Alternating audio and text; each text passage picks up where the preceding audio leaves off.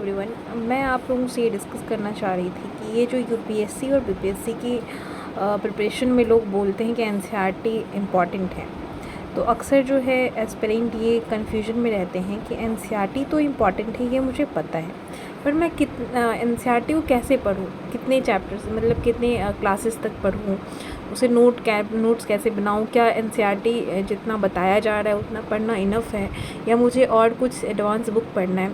तो आज हम लोग यही डिस्कस करने वाले हैं कि यूपीएससी और बीपीएससी की प्रिपरेशन के लिए जो एस्पिरेंट सोच रहे हैं उन्हें जो है एनसीईआरटी उनके लिए बहुत इंपॉर्टेंट है, ठीक है।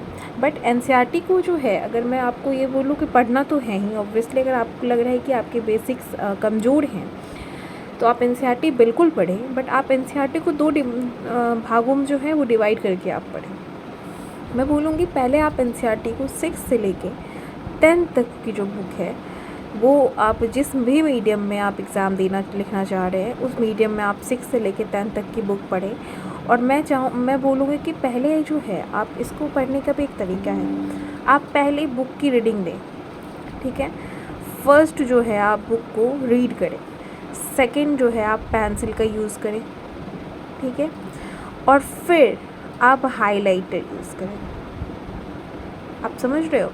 आप जो है फर्स्ट टाइम जब हाइलाइटर यूज़ करोगे तो आपको फिर लगेगा कि पूरी की पूरी बुक इम्पॉर्टेंट है, जो आपको नहीं करनी है। आप पूरी की पूरी बुक हाईलाइट कर दोगे तो फिर प्रॉब्लम होगी आपको, है ना।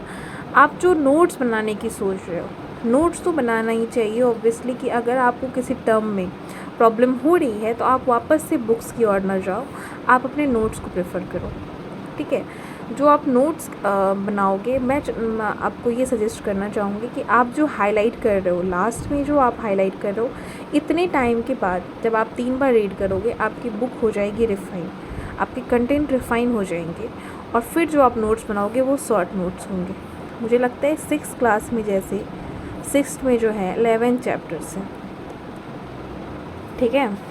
तो मुझे लग रहा है कि 11 चैप्टर्स की नोट्स जो है आपकी 11th पेजेस में आ जाएंगे जब आप हाईलाइट करके जो है नोट्स बनाओगे।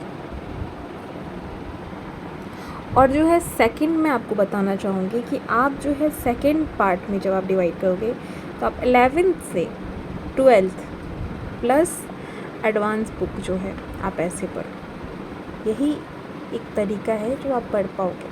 11th की जो बुक्स हैं इसको भी आप 3 भागों में डिवाइड कर दो, 3 बार पढ़ो, 3 है, ठीक है, 3 टाइम्स पढ़ो इसको भी। और इसमें भी पहले रीड करो थ्रॉली, फिर जो है पेंसिल से हाईलाइट करो आप, और उसके बाद जो है आप हाइलाइटर यूज़ करो। तब तक जो है आपका कंटेंट हो जाएगा रिफाइन। फिर आप इस हाइलाइटेड पॉइंट्स का नोट्स बनाओ, जितने शॉर्ट नोट्स बना सकते हो। और नोट्स हमेशा वो बनानी चाहिए जिस टर्म में आप क्या हो, क्लियर ना हो आपका जो टर्म्स, उसके नोट्स बनाओ। जो क्लियर है उसके नोट्स बनाने की कोई आवश्यकता नहीं है। तो थैंक यू गाइस, आप इतना करो, आपकी एनसीईआरटी बिल्कुल कंप्लीट हो जाएगी।